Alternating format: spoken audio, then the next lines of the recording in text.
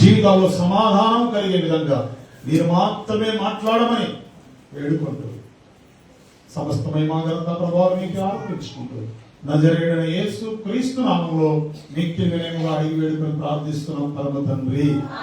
ఆమేన్. మంచిది. ఇక్కడ యేసు ప్రభు వారు ఈ ప్రసంగం ఎక్కడ చేస్తున్నారంటే కొండ మీద ప్రసంగం, మొట్టమొదటి ప్రసంగం. మరి ప్రభువు చెబుతూ ఎవరు ధన్యులు అనే విషయం గురించి చెబుతూ ఈ ఆదివారం, ఈ పునరుత్థాన ఆదివారం ప్రభు యొక్క శరీరమును రక్తమును భుజించి అందులో పాలు పంపులు పొందడానికి మనందరం వేసుకుందాం. ఏంటి ఆ ప్రశ్న అంటే, సమాధానకరంగా మనం ఉన్నామా? సమాధాన పరిచయ వారముగా మనం ఉన్నామా? దేవునికి నీకు సమాధానం ఉందా? మనుషులకు నీకు సమాధానం ఉందా? ఇంతకీ నీకు నీలో సమాధానకరంగా ఉన్నావా అనేది ఈరోజు ప్రశ్నించుకుని మనం సమాధానం గలవారమే ప్రభు దగ్గరికి చేరాలి, ప్రభు వాళ్ళ దగ్గరికి చేరాలి. ఈరోజు చూద్దాం. ఏదోను తోటలో మొట్టమొదట ప్రభు మానవుని చేసి ఏదోను తోటను సేద్యపరచడానికి వచ్చాడు. ప్రభు ఏం చెప్పాడు? ఆ పండు తిన్నని దినమును నిశ్చయంగా చచ్చెదరు. మొత్తానికి ఆ స్త్రీ, అప్పటికి ఇంకా అవ్వ అనే పేరు పెట్టబడ్డా. ఆ పేరు పెట్టింది ఎవరు? ఆదాం పెట్టాడు. దేవుడు స్త్రీగా నిర్మించాడు. ఆ స్త్రీ వెళ్ళి మొత్తానికి ఏం చేసిందంటే, వద్దు అన్నది ఆ పని చేసింది. ఇప్పుడు కొన్ని ఆ పళ్ళు తీసుకొచ్చి ఆదాం దగ్గరికి వచ్చి తినమని చెప్పారు. ఇప్పుడు ఒక మాట, ఆదాముకు ఆ విషయం తెలుసా తెలియదు. ఏవైతే తినవద్దని చెప్పాడో ప్రభువు, ఆ చెట్టు ఫలాలనే సంగతి ఆదాముకు తెలుసా తెలియదా? తెలుసు. ప్రతిరోజు చూస్తున్నాడు. ఇప్పుడు యాపిల్ కాయ ఉంది, ఇది యాపిల్ అని మనందరికీ తెలుసు కదా. దానిమ్మ ఉంది, ఇది దానిమ్మ అని అందరికీ తెలుసు. అలాగే దేవుడు ప్రత్యేకంగా ఆదాముకు ఆజ్ఞ ఇచ్చాడు, తీసుకెళ్ళి ఇదిగో ఈ వృక్ష ఫలాలన్నీ తిను, కానీ ఇది ఒక్కటి తినొద్దు అన్నాడు. ఇది ఒక్కటి తినమాక అని ప్రత్యేకంగా ఆదాముకు ఆజ్ఞ ఇచ్చాడు. కానీ స్త్రీకి ఆజ్ఞ ఇవ్వదు. ఎవరివ్వాలి? ఆ పురుషుడు ఆజ్ఞ ఇవ్వదు. ఇప్పుడు ఆదాముతో కలిసి ఉన్నంతసేపు ప్రమాదం లేదు, కానీ ఆదాముకు దూరంగా వెళ్ళినప్పుడు ప్రమాదం ముంచుకొచ్చింది. వద్దన్న పని చేసింది. ఇప్పుడు ఆ ఫలాలు తీసుకొచ్చి భర్తకు కూడా ఇచ్చింది. ఇప్పుడు ఆదాము తినాలా వద్దా? మీకు ఒక ప్రశ్న. తిన్నాడు కదా, కానీ వాస్తవానికి మీ ఆలోచన చెప్పండి, తినాలా వద్దా? తినకూడదు కదా. దేవుడు ఆజ్ఞయిస్తే ఆదాము ఎలా తింటాడు? తినకూడదు అంతే. ఇది మనందరి ఆలోచన. కానీ ఆదాము తినాలి, తప్పదు. ఎందుకో తెలుసా? దేవుడే జత చేసి సాటి అయిన సహాయమని ఇచ్చి, ఇప్పటి నుంచి మీరు ఇరువురు వేరు కాదు, ఏక శరీరం అని ప్రభువే చెప్పినప్పుడు ఇక విడదీయడానికి అవకాశం లేదు. ఆల్రెడీ స్వరం ఏమైపోయింది? పోయింది. దేవుని ఆజ్ఞను మీరిపోయింది. ఇక మిగతా స్వరం పక్కకు నెట్టలేదు. ఏం చేయాలో అర్థం కాని పరిస్థితి. కాబట్టి ఆదాం ఏం చేశాడంటే, ప్రేమ పాట పాడాడు కదా, నా ఎముకలో నా ఎముక, నా మాంసంలో నా మాంసం, నరుల్లో నుండి తీయబడ్డావు కాబట్టి నువ్వు నాది, నువ్వు నాదాని అని పాట పాడాడు. అంత పాట పాడి భార్యను చేసుకున్నాక ఎట్లా వదిలిపెడతాడు? అందుకని ఏం చేశాడు? ఆల్రెడీ అవ్వ తినేసింది, వద్దనుకుంది. ఆ స్త్రీ తిన్నది కాబట్టి నేను కూడా ఏం చేయాలి? నా భార్యని ఇంకా పోగొట్టుకోలేదు కాబట్టి ప్రేమతో దేవుడికి దూరం అవుతాడని తెలుసు. అవి తినవద్దన్న ఆజ్ఞ గుర్తుకు వస్తుంది, కానీ ప్రేమతో ప్రేమించి ఆ ఫలాన్ని ఏం చేశాడు? చస్తాను అని తెలిసి కూడా భార్య కోసం తినేశాడు. ఈ ప్రేమ మొట్టమొదట పాపంలోనికి మానవుని తీసుకెళ్లిన ప్రేమ, దేవుని నుంచి సమాధానాన్ని కోల్పోయిన ప్రేమ. ఈ ప్రేమ దేవునికి మానవునికి మధ్య పెద్ద అగాధాన్ని తీసుకొచ్చిన ప్రేమ. అందులో తప్పుందా? ఆ ప్రేమలో ఏమైనా తప్పుందా? ప్రభువే కదా జతపరిచాడు. ఇదిగో ఇప్పటి నుంచి ఏడు శరీరంగా ఉంటారు, మీరు ఇరువురు వేరు కాదని ప్రభువే కదా చెప్పాడు. కానీ ఆ ప్రేమ మానవుణ్ణి పాపంలోకి తీసుకెళ్ళింది. ఆ ప్రేమ దేవునితో సమాధానం లేకుండా చేసింది. ఇప్పుడు మరలా దేవునితో సమాధానం మానవుడు పడాలి. కొన్ని ఏళ్లుగా, కొన్ని సంవత్సరాలుగా మానవునికి సమాధానం లేదు. దూరమైన మానవుడు తన క్రియల చేత ఇంకా అధికమైన పాపం చేస్తూ దూరం అయిపోయాడు. ఇప్పుడు దేవుడు ప్రేమించి ఎంతో మందిని, చాలా మందికి ఒక డౌట్ ఉంటుంది, యేసు ప్రభు 2000 సంవత్సరాల క్రితం కాకుండా మొదటి వచ్చింటే బాగుండేది కదా. ఎంతమందికి వస్తుంది డౌట్ చెప్పండి? మొదటే వచ్చింటే బాగుండేది కదా, చాలా మందికి డౌట్ వస్తుంది. కానీ ఒకటి గుర్తుపెట్టుకోండి, ఆదామును స్త్రీని చేసిన తర్వాత వాళ్ళతో ప్రభు ఇచ్చిన వాగ్దానం ఏంటి? మీరు భూమిని నిండించి ఏం చేయాలట? భూమిని నిండించాలి. మనలాగా మాట వినకపోతే ఇచ్చింది వెనక్కి తీసుకునేవాడు కాదు ప్రభు. మనలాగా ఎదురు తిరిగితే పక్కకు నెట్టు వేసేవాడు కదా. ఇచ్చిన మాట నిలబెట్టుకునేవాడు. అందుకోసమే మానవుడు దేవుడి నుంచి దూరమైన మానవుడి దగ్గర నుంచి దేన్ని తీసివేయాలి. మానవుని కోసం సృష్టించిన దేన్ని ఆయన నాశనం చేయాల. ప్రేమిస్తూనే ఉన్నాడు, తన ప్రేమను కనబరుస్తూనే ఉన్నాడు. కాబట్టే వాళ్ళు ఏం చేయాలి? భూమిని నిందించి అభివృద్ధి పరచాలి. ఆదాములో నేనున్నాను, నీవున్నావు, మనందరం ఉన్నాం. మనందరం ఈ భూమి మీద జన్మించాలి. ఆ మనందరము దేవుని ప్రేమను చూడాలి. ఆదాములో నుండి వచ్చిన మనందరము క్రీస్తుని ఎరిగే వారముగా ఉండి ఆయన ప్రేమను రుచి చూచి నిత్య మహిమలో ఉండడానికి అనుకూలముగా కావడానికి ప్రభువు సమయం ఇస్తూనే ఉన్నాడు. అందుకోసమే 2000 సంవత్సరాల క్రితం వచ్చిన. లేకపోతే నువ్వు నేను లేదు. ఇంతకీ యేసు ప్రభు వారు వచ్చి సమాధానాన్ని అనుగ్రహించడానికి ఏం చేశాడు? మరణించాడు. ఇప్పుడు ఒక ప్రశ్న, ఆదాము ఏ ప్రేమ అయితే మనిషిని పాపంలోనికి తీసుకొచ్చి దేవునికి దూరం చేసి సమాధానం లేకుండా చేసిందో, దూరమైన మానవుణ్ణి ప్రేమించి ఉండలేక ఎంతో ఇష్టపడి, ఎంతో ప్రేమించి, నేల మట్టిని తీసి ఎంతో ప్రేమించి చేసుకున్నాడే, అటువంటి మానవుడు దూరమై దేవుడు ఎంత బాధపడ్డాడు చెప్పండి. నాది నాది నాది అని నువ్వు పాడుపాడేవే, మరి నిన్ను నిర్మించి నీకు సాటేర సహాయం ఇచ్చి నీ కుటుంబాన్ని ఇచ్చిన ఆ ప్రభువుకి నువ్వు దూరం అయిపోతే ఆయనకి ఎంత బాధ ఉంటుంది. అందుకే ఆయన ఏం చేశాడు?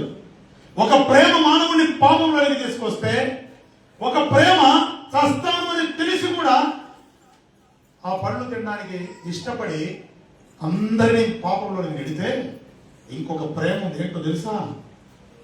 ఆయన అనాది సంకల్పంలోనే మరణాన్ని రుచి చూడవలసి వస్తుందని ఎరిగి కూడా మానవుని వలె లోకానికి వచ్చి పాపము నిమిత్తము మానవులందరి భారము మోసుకొని మరణించాలి. ఆ జీతాన్ని, ఆ యొక్క పాప భారాన్ని మోయగలిగిన వాడు నరుడెవరు లేరు. సృష్టించిన దేవుడే నరునిగా వచ్చి ఆ పరిశుద్ధుడే పాపాన్ని మొయ్యాలి. అందు నిమిత్తము వచ్చేటువంటి శిక్ష, సిలువలో శిక్ష మరణాన్ని రుచి చూడాలి. చనిపోవాలని తెలుసు. మహిమ కలిగిన దేవుడు మరణాన్ని రుచి చూడడానికి ఇష్టపడ్డాడు. ఎందుకు? ఆ ప్రేమలో ఏముందంటే, పాపంలోకి వచ్చిన మానవుని తిరిగి పాపంలో నుండి విమోచించి దగ్గరికి చేసుకోవడానికి, సమాధానాన్ని అనుగ్రహించడానికి, దేవునికి మానవునికి మధ్యలో ఉన్న ఆ పాపమనే అడ్డు తెరను తొలగించడానికి క్రీస్తు సమాధానాన్ని అనుగ్రహించడానికి వచ్చాడు. ఒక ప్రేమేమో మానవుని ఏం చేసింది? పాపంలోకి తీసుకొచ్చింది. చచ్చిపోతానని తెలిసి కూడా పండుదల. ఇక్కడ మానవులందరి భారము ఆయన మీద మోపితే తండ్రి చేయి విడవలసి వస్తుంది, చనిపోవాల్సి వస్తుంది. కానీ తెలిసి కూడా ఆయన ఏం చేశాడు? సావడానికి సిద్ధమయ్యాడు. ఎవరి మీద ప్రేమ? పాపంలో కొట్టుమిట్టాడుతూ నెమ్మది లేక జీవితంలో జీవిస్తూ ప్రశాంతత లేక అల్లకొల్లంగా దారి తప్పిన గొర్రెల్లాగా తిరుగుతున్న మన జీవితాల్లో ప్రేమించి మన పాపము నుండి విమోచించడానికి ఆయన ఏం చేశాడట? చనిపోతానని ఆయనకు తెలుసు. ఈ భారం మోస్తే మరణాన్ని రుచి చూడవలసి వస్తుందని తెలుసు. రక్తాన్ని చివరి రక్త పొట్టు వరకు చిందించవలసి వస్తుంది, నీటిని కూడా చిందించవలసి వస్తుందని తెలుసు. కానీ ఆయన ఏం చేశాడు? సిద్ధమై మరణించాడు. ఎవరి కోసం అంటే మన కోసం. మనల్ని పవిత్రులుగా చేసి ప్రత్యేకపరిచి పరిశుద్ధమైన జనముగా, పరిశుద్ధమైన సంఘముగా, వధువు సంఘముగా వరుని కొరకు మనలో సిద్ధపరచబడి ఆయన చెంతము చేరి యుగ యుగాలు దూరమైన మానవుడు తిరిగి దగ్గరై పరిశుద్ధమైనటువంటి ఆ పరలోకంలో జీవించడానికి ఆ ప్రేమ మరణించింది. ఆదాము ద్వారా కోల్పోయిన సమాధానాన్ని తిరిగి ఎవరిచ్చారు? ఆ సమాధానాన్ని మరలా ప్రభు ఇచ్చాడు. ఇప్పుడు ఒక ప్రశ్న, సమాధానంతో ఉన్నావా? చెప్పండి. దేవునితో సమాధానం ఉందా? 1. 2, మనుషులతో సమాధానం ఉందా? 3, నీలో నీకు సమాధానం ఉంది. ఈరోజు ఈ 3 విషయాలు తెలుసుకుందాం. మొదటిగా చూడండి, లూకాసు వార్త 2వ అధ్యాయము 13, 14. లూకాసు వార్త 2వ అధ్యాయము. వెంటనే పరలోక సైన్య సమూహము ఆ దూతతో కూడా నుండి సర్వోన్నతమైన స్థలంలో దేవునికి మహిమయు ఆయనకి ఇష్టమైన మనుషులకు భూమి మీద సమాధానములు కలుగును కానీ దేవుడికి స్తోత్రం చేస్తున్నాడు. మంచిది. ఇంతకీ యేసు ప్రభు వారి లోకంలో ఎందుకు వచ్చారు? ఎందుకు వచ్చారు? సమాధానము ఆయనకి ఇష్టమైన మనుష్యులకి ఏమి కలగడానికి వచ్చాడు ప్రభువు? సమాధానం లేదు, సంతోషం లేదు. పాప బంధకాలు చిక్కుకొని ఎన్నో బరులు అర్పిస్తూ గొర్రెలను, గొడ్లను, గేదెలను రకరకాలుగా బరులు అర్పిస్తూ మరలా మరలా పాపమును జ్ఞాపకం వస్తూ ఏం చేయాలో తెలియక మరలా రక్తాన్ని చిందిస్తూ అన్నిటినీ వధిస్తూ అయినా మానవునికి విమోచన లేక, సమాధానం లేక, భీతితో, మరణ భయముతో, చనిపోతే ఎక్కడికి పోవాలో తెలియక, ఎక్కడికి వెళ్ళాలో అర్థము కాక మరణ భీతిలో, మరణ ఛాయలో మానవుడు కూర్చుని సమాధానం లేని స్థితిలో ఉన్నాడు. అందుకే దూత వచ్చాడున్నాడు. ఆ దూతలన్నీ కలిపి వాళ్ళందరూ చెప్తున్నారు, మానవులకు ఆయనకి ఇష్టమైన మనుష్యులకు భూమి మీద సమాధానము. ఏం కలగడానికి వచ్చాడు యేసు ప్రభు? మరి సమాధానం ఉందా? ప్రశ్న. ఈ ప్రశ్నకి ఈరోజు సమాధానం మీకు రావాలి. సమాధానం ప్రశ్నగా మిగిలిపోకూడదు, సమాధానంతో బయలుదేరి వెళ్ళాలి. దేవుడు అంటే సమాధానం మీ అందరికి అనుగ్రహించును గాక. ఇంకొక మాట ఇక్కడ ఉంది, ఏంటో తెలుసా? దేవునికి మహిమ. భూమి మీద మానవుడు సమాధానంతో ఉంటే దేవునికి మహిమ. ఇది మనం తెలుసుకోవాల్సిన విషయం. దేవునికి మహిమ ఎప్పుడు వస్తుందంటే నువ్వు సమాధానకరంగా జీవించినప్పుడు దేవునికి మహిమ. నువ్వు ప్రజల మధ్యలో అసమాధానంగా బ్రతుకుతుంటే దేవునికి మహిమ రాదు, అవమానం వస్తుంది. అందుకే ఆయనకి ఇష్టమైన మనుషులకు సమాధానం కలగాలి, తద్వారా దేవునికి మహిమ కలగాలి. అది క్రీస్తు వల్ల సాక్ష్యమే. అందుకోసమే ఆయనే వచ్చి సమాధానాన్ని అనుగ్రహించాడు. చూడండి, తర్వాత చూస్తే ఇప్పుడు ఇంతటి సమాధానం అంటే ఏంటి? సమాధానం అంటే ఏంటి మనకు అర్థం కావాలిగా. సమాధానం అనుకుంటున్నాం, ఇంతకీ సమాధానం పడ్డం అంటే ఏంటి?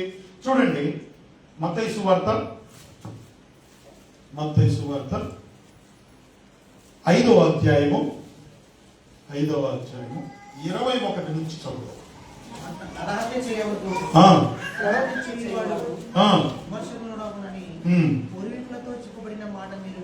విన్నారు కదా? నేను మీతో చెప్పున్నదేమనగా కోపపడు ప్రతివాడు విమర్శకులునగును, తన సహోదరుని చూచి వ్యర్థుడా అని చెప్పువాడు మహాసభకు లోనగును, ద్రోహి అని చెప్పువాడు నరకాగ్నికి లోనగును. కావున నీవు బలిపీఠమునొద్ద అర్పించుచుండగా విరోధం ఏమైనది కలదని జ్ఞాపకం వచ్చిన ఎడల అర్పణ విడిచిపెట్టి మొదట వెళ్ళి మంచిది మంచిది ఆ తర్వాత వచ్చి ఏం చేయాలట? మంచిది. ఇప్పుడు బాగా జాగ్రత్తగా ఆలోచించండి. నరహత్య అంటే ఏంటి? మనిషిని చంపడం. మనందరికీ తెలిసిన హత్య ఏంటంటే మనిషిని చంపితే, ఏ కత్తో గొడ్డలో తీసుకొని చంపేస్తే హత్య.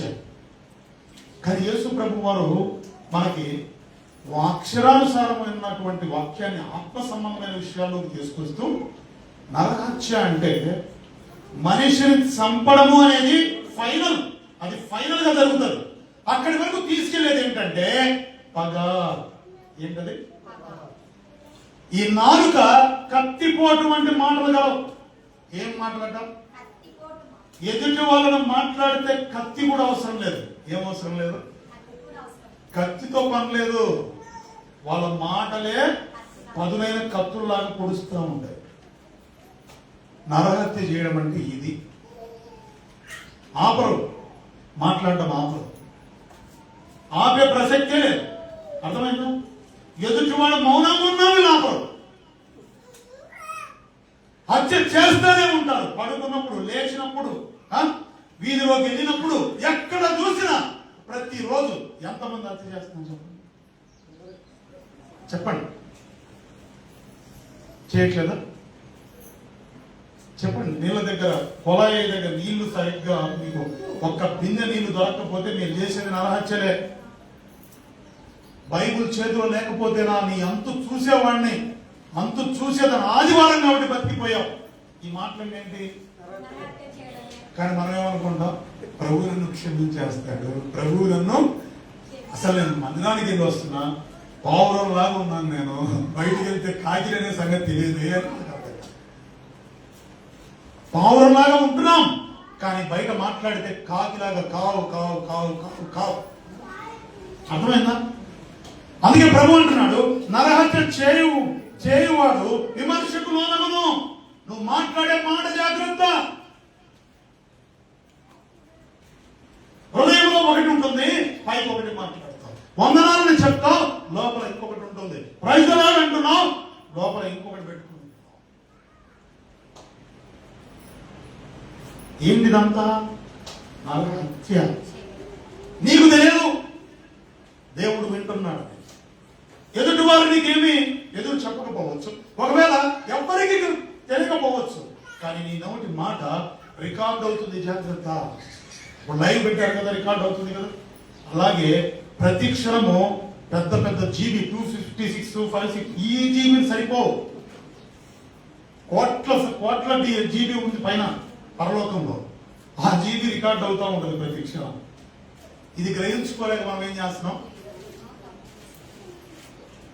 హృదయంలో ఒకటి, పైకి ఒకటి. ఎప్పుడు వస్తుంది అంటే అవతల వ్యక్తి మీద తన్నుకొని వస్తుంది. లోపల ఉన్నటువంటి నరహత్య. అవి మామూలు మాటలు కాదు. సమాధానం ఉందా? ఆలోచించు.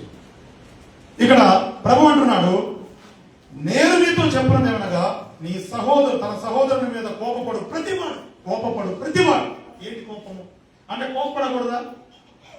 ప్రతి ఒక్కరికి ఒక డౌట్ ఉండదు. కోపపడకూడదా? ఎవరు చెప్పారు కోపపడకూడదని? కోపపడాలి. నీ బిడ్డలు తప్పు చేస్తున్నప్పుడు కోపడవా? నీ భార్య తప్పు చేస్తున్నప్పుడు మీరు కోపడరా? పొరపాటున ఏదైనా ఇబ్బంది కలుగుతున్నప్పుడు భర్తను కూడా భార్య మందలించదా? ఏమనేది తప్పని? కోపం అంటే అది కాదు ఇక్కడ ప్రభు అంటుంది. ఎదుటివాడు బాగుండాలని నువ్వు కోపడే కోపం వాడి జీవితాన్ని మారుస్తుంది. కానీ ఎదుటివాడు సర్వనాశనం అయిపోవాలని, ఎదుటివాడు పాడవాలని చెప్పి వాడి మీద కుట్రతో మాట్లాడతావే, అది జాగ్రత్త. తీర్పులో వస్తావు, సమాధానాన్ని కోల్పోతావు. ఎవరితో? దేవునితోనే సమాధానం కోల్పోతావు. విమర్శకు లోనవుతూ ఉంటాం. రేపు దేవుని సభలో విమర్శలు నిలబడాల్సి వస్తుంది. మనం ఆయన విమర్శలు చేస్తాడు. జాగ్రత్త. అందుకే నీ నోటి మాటలు జాగ్రత్త. తర్వాత చూడండి ఏమంటారు, నీ సహోదరుని చూసి వ్యర్థుడా, నువ్వు వేస్ట్. ఇంగ్లీష్ లో చాలా సింపుల్ గా కనపడేది ఏంటో తెలుసా? నువ్వు వేస్ట్, నువ్వు వేస్ట్, నువ్వు అసలు పనికిరావు, నువ్వు పనికిరావు దానివి, నువ్వు ఒక పనికిరానుడి అని మాట్లాడుతూ ఉంటారు భార్యలు, భర్తలు భార్యలు, బయట వాళ్ళని పిల్లలున్నాయి. నువ్వు వేస్ట్ వేస్ట్ వేస్ట్. ఎన్నిసార్లు నువ్వు వేస్ట్ అంటే ఇక్కడ ఏముంది? మహాసభ. నువ్వు తలంచుకొని నిలబడాలి. అక్కడ ఏం అర్థం కాదు. వేస్ట్ అనే పదము వేస్ట్ గా వాడుతూ ఉంటారు చాలా మంది. వేస్ట్ అనే పదాన్ని వేస్ట్ గా వాడుతూ ఉంటారు. కానీ దానివల్ల ఎంత నష్టం అంట? నువ్వు వ్యర్థుడా, నువ్వు పనికిరానుడివి, పనికిరాగానే నువ్వు మాట్లాడిన ప్రతిసారి రికార్డు కౌంట్ అవుతా ఉంటుంది. జాగ్రత్త. అందుకే నీ నాలుగు మాటలు జాగ్రత్త. తర్వాత ఇంకొకటి మాట ఏముంది ఇక్కడ? ఏముంది? ద్రోహి అని చెప్పవాడు నరకాగ్నికి. అసలు మామూలు విషయం కాదు. ద్రోహి అనే ఒక మాట ఆగుతున్నాం మనం. ఆలోచన చేయండి, ఎన్ని మాటలు మాట్లాడతారు. ప్రభు కృప చూపిస్తున్నాడు కాబట్టి సరిపోయింది. లేకపోతే ఈ పాటికి ఎప్పుడో వెళ్ళిపోయేవాడు. నోరు తెరిస్తే లాక్డౌన్ లోనే ఇళ్లకు తాళాలు వేసుకుంటున్నారు, గడులు వేసుకున్నారేమో. కానీ దీనికి మాత్రం లాక్డౌన్ లో కూడా తప్ప, లాక్డౌన్ లో కూడా ఈ నోటికి తాళాలు పడ్డారు. నోరు తెరిస్తే ఎన్ని మాటలు. ప్రభు అంటున్నాడు జాగ్రత్త. ద్రోహి అన్నదానికి నరకాగ్ని అయితే మరి మిగతా మాటల పరిస్థితి ఏంటి? నువ్వు చాలా మందిని అనే మాటల పరిస్థితి ఏంటి? అందుకే నీ నాలుకను చాలా తక్కువగా వాడాలి. ఎలా వాడాలి? పొదుపుగా వాడాలి. డబ్బులు పొదుపు చేయడం కాదు, నాలుకను కూడా పొదుపుగా వాడాలి. అందుకే ప్రభు ఏం చేశాడంటే దీనికి ఒక పెద్ద డ్యామ్ కట్టాడు. 32 పళ్ళు చుట్టూ పెట్టి లోపల ఎప్పుడు నీళ్లు ఊరుతూ, లాలాజలం ఊరుతూ, నాలుగు ఎప్పుడు కూలింగ్ సిస్టమ్ లో ఉండాలి. ఎందుకు? అది వేడెక్కుతూ ఉంటది, బయటికి రావడానికి తొందర పడుతుంటది. అందుకోసమే దాన్ని ఏం చేశాడంటే కూలింగ్ సిస్టమ్ పెట్టాడు. కూలింగ్ సిస్టమ్ డ్యామ్, పెద్ద డ్యామే కట్టాడు దీనికోసం. ఎంత ప్రమాదం ఆలోచించండి. డ్యామ్, మీరు ఇక్కడ డ్యామ్ ఉంది కదా దగ్గర ప్రధానం. ఈ పళ్ళు బయటికి వస్తే ప్రమాదం. అది ఎప్పుడు కూలింగ్ అవుతూ ఉండదు. నీళ్ళలో అరిచి అరిచి అరిచి పెదాలెండిపోతుంది. ఎంత ప్రమాదం తెలుసా? బయట ఉన్న గొడవలన్నింటినీ ఇంట్లోకి తీసుకొస్తారు. ఇది బయటకు వచ్చి గొడవ పెట్టుకొని పళ్ళు రాలగొడుతుంది. అప్పుడు డ్యామ్ పళ్ళని, డ్యామ్ గేట్లన్నీ ఊడిపోతాయి దీని దగ్గర. ఇంకా మీరు చెప్పండి, ఇంట్లో సమాధానం లేకపోతే ఈ నాలుగు బయటకు వస్తుంది. ఆ చంపో ఈ చంపో డ్యామ్ పగిలేంత వరకు కొట్టించుకునేంత వరకు పరిస్థితి వాళ్ళకి చల్ల. ఇది బయటకు వస్తే ఎంత ప్రమాదం ఆలోచన చేయండి. ఇంట్లో ఉన్న గొడవలు మొత్తం, వీధిలో ఉన్నాయి మొత్తం ఇంట్లోకి వస్తాయి. వీళ్ళు గొడవపడి మగవాళ్ళని పిలుస్తారు. అసలు నీకు చేతగానుడు వాళ్ళు ఆ రకంగా వచ్చి గొడవ పడుతుంటే నువ్వేం చేస్తావు అని చెప్పి వీళ్ళు కూడా లాక్కుంటారు. ఇలాంటి ప్రమాదాలు ఎన్నో ఇంతకు పోతున్నాయా? పోలీస్ స్టేషన్ దాకా పోతున్నాయి. అక్కడ వాళ్ళు ఎన్ని అవమానం చూడండి కదా. కాబట్టి ఒక్క నాలుక బయటకు వస్తే కూలింగ్ సిస్టమ్ లో లేకుండా అది బయటికి రావడం మొదలైందంటే ఇక అయిపోయింది, మన దేహానికి మొత్తం దెబ్బలే. అందుకనే ఎప్పుడు పొదుపుగా వాడండి మాటలు. కూలింగ్ సిస్టమ్ పెట్టుకోండి, ఎప్పుడు కూల్ చేయండి, దాన్ని లోపలే ఉంచుకోండి. మంచిగా పొదుపుగా తల ఉంచండి. ఏదన్నా భర్త చెప్పినప్పుడు దాన్ని వాడడం మొదలు పెడితే మాత్రం ఇబ్బంది పడతారు. అర్థమైందా? కాబట్టి ద్రోహి అంటేనే నరకాగ్ని అంటే ఇక మిగతా విషయాలు ఏంటి? ఇంకా మీరు ఆలోచించుకోవాలి. ఇక్కడ ఒక మాట చూడండి, ఏమంటున్నాడు ప్రభు? ఇంకా స్పష్టంగా చెప్తున్నాడు ఏమంటే, కావున నీవు బలిపీఠం వద్ద అర్పణం అర్పించుతుండగా నీ మీద నీ సహోదరుడికి చాలా స్పష్టంగా చెప్తున్నాడు. ప్రార్థన చేస్తున్నావు, మోకరించి ప్రార్థన చేస్తున్నావు. నీ మీద ఎవరికైనా విరోధం ఉందని తెలిస్తే ప్రార్థన మధ్యలో విడిచిపెట్టిన వెళ్ళి ఏం చేయాలి? క్షమాపణ కోరాలి. వారికి నీ మీద ఉన్నా, నీకు వాళ్ళ మీద ఉన్నా, ప్రార్థనా గదిలో ఉన్న నీవు అమాంతము గుర్తు రాగానే బయటికి వెళ్ళిపోయి వాళ్ళతో సమాధానం పడి క్షమాపణ వేడుకొని పొరపాటైంది క్షమించయ్యా అని చెప్పి నువ్వు వచ్చి మళ్ళీ ప్రార్థన చేస్తేనే దేవుడు నిన్ను క్షమిస్తాడు. చాలా మంది దీర్ఘ ప్రార్థనలు చేస్తారు, మంచిది, ప్రార్థించడం చాలా మంచిది. కానీ నీ హృదయంలో అందరి మీద కోపం, నీ ప్రార్థన గడప కూడా కాదు. నీ హృదయంలోకే తిరిగి మళ్ళీ ఏముంది ప్రార్థన, నీ దగ్గరికే వస్తుంది. భర్త అంటే పడదు, భార్య అంటే పడదు, పిల్లలంటే పడదు, అత్త అంటే పడదు, మామ అంటే పడదు, ఇరుగు పొరుగు అంటే పడదు, అన్నదమ్ములు పడదు, అక్క చెల్లెలు పడదు, ఎవరు మీరు సమాధానం ఉండదు, అందరితో విరోధమే. ప్రభువా ప్రభువా ప్రభువా అంటే ప్రభు అంటాడు, అలా అంటే పరలోకం రావు, పరలోకమందున నా తండ్రి చిత్తం నెరవేర్చేవాడే. నా తండ్రి చిత్తం ఏంటంటే నువ్వు క్షమాపణ అడగాలి. ఇది చెయ్యకుండా నువ్వు ప్రార్థన చేస్తే ప్రభు వింటాడా? నీ హృదయంలో సమాధానం లేదు, నీ హృదయంలో సంతోషమే లేదు, నీ హృదయం అంతా విరోధంగా ఉంది. కానీ నువ్వేం కోరుకుంటున్నావు? సమాధానం లేకుండా ప్రార్థిస్తున్నావు. నాకు జవాబు రావాలని ప్రార్థిస్తున్నావు. జవాబు వస్తుందా? జవాబు రాకపోగా ఇంకా సమస్యలు పెరుగుతాయి. జాగ్రత్త. నేను ఒకసారి ఒక ఇంటి దగ్గర ప్రార్థన పెడుతున్నప్పుడు నా వెహికల్ అక్కడ పెట్టారు, వాళ్ళకి అడ్డంగా, అంటే అడ్డంగా రోడ్డు మీద పెట్టారు. వాళ్ళ హోటల్ అవతల ఉంది. రాత్రి పూట హోటల్ ఎవరు తీస్తారు, తీయరు కదా అని చెప్పి ఆ ఇంట్లో ప్రార్థన చేసి బయటకు వచ్చే లోపు వాళ్ళు మేము బంకులో ఉన్నవన్నీ తీసుకొని ఇంటి ఒకటి రావడానికి అర్థమైంది. ఏంటంటే ఇలా పెడితే అంటే నేను మాటకు మాట మీ స్థలమా మీద అని చెప్పి నాకు కూడా కోపం వచ్చి నేను మాట్లాడేది. మా భార్య ఊరుకోకుండా ఇదేమో మీద రోడ్డు అయితే మీరేంటంటే మాట్లాడుతున్నారని చెప్పి ఆమె మాట్లాడేది. సరే అని చెప్పి ఆటో తీసి పోతావు, ఇంటికి వెళ్తా ఉంటే ప్రభు అన్నాడు, వాళ్ళు అన్యులు, దేవుణ్ణి ఎరగని ప్రజలు కాబట్టి మాట్లాడారు. నువ్వెందుకున్నావు? వెళ్ళి సమాధానపడవు.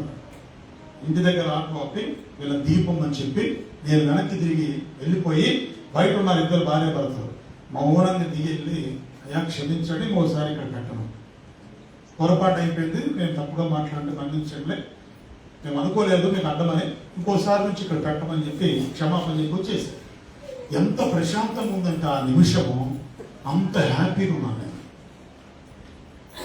అంత సంతోషంగా ఉన్నాను. ఒక వ్యక్తికి మనస్ఫూర్తిగా మీ వాళ్ళ మీద ఉన్న కోపాన్ని వదిలేసి క్షమాపణ అడగండి, ఎంత హ్యాపీగా ఉంటారు. మీ ఏదో నుంచి పెద్ద భారం తీసేసినట్టు ఉంటుంది. కానీ మనకు ఫీలింగ్ ఏంటో తెలుసా? నేను చెప్పాలి, నేను క్షమాపణ అడగాల, నేను ఆ స్వభావం నీలో ఎప్పుడైతే వస్తుందో దేవుడి నుంచి సమాధానం నువ్వు కోల్పోతావు. జాగ్రత్త. మా భార్యను ఎప్పుడైనా ఇంట్లో కోపడినా నేను వెంటనే సమాధానం పడతాను. ప్రార్థన చేసుకోలేదు, మళ్ళీ వెళ్ళి కాసేపు మాట్లాడి సమాధానపడి ఆ తర్వాత వెళ్ళి మళ్ళీ ప్రార్థిస్తే గానీ ప్రభు మాట్లాడాలి. ఇలా ప్రతి విషయం ఎన్నో అనుభవాలు ప్రభు నేర్పిస్తూ వస్తున్నాడు. అయితే నీవు సమాధానంగా ఉన్నావా? నీవు సమాధానంగా ఉన్నావా? దేవునితో సమాధానంగా ఉన్నావా? ఆలోచన చేసి. ఎంతమందితో శత్రుత్వం ఉంది ఈరోజు? సమాధానం పడు. ఎంతమందితో నీకు కోపం ఉంది? ఎంతమందితో విరోధం ఉంది? ఎవరంటే నీకు నచ్చదు? ఎవరిని చూస్తే కోపం వస్తుంది? ఎవరిని చూస్తే పళ్ళు కొరికేంత కోపం వస్తుంది? పైకి మాత్రం praise the Lord, praise the Lord, అన్నా ప్రైజ్ ది లార్డ్, అక్క ప్రైజ్ ది లార్డ్, వదినా ప్రైజ్ ది లార్డ్. కానీ లోపల ఏముంది? కోపం. ఆ కోపము పగగా మారుతుంది. ఒక వ్యక్తిని ప్రతిసారి చూసిన ప్రతిసారి నువ్వు పళ్ళు కొరుక్కునేంత కోపం వస్తుందంటే, చూసిన ప్రతిసారి ఎక్కడ పట్టలేనంత నీకు కోపం వస్తుందంటే ఆ వ్యక్తి మీద లోపల నీకు పగ ఏర్పడుతుంది. జాగ్రత్త. ఏమొస్తుంది నీకు? లోపల నీకు తెలియకుండానే పగ ఏర్పడుతుంది. ఆ పగ ఉద్రేకంగా మారుతుంది, ఉద్రేకం ఉక్రోషంగా మారుతుంది. ఒకరోజు అనవసరమైన గొడవ మొదలవుతుంది. ఏ రోడ్ల బండో ఏ కర్రో తీసుకెళ్లి నెత్తి మీద బాధేస్తావు, చంపేస్తావు.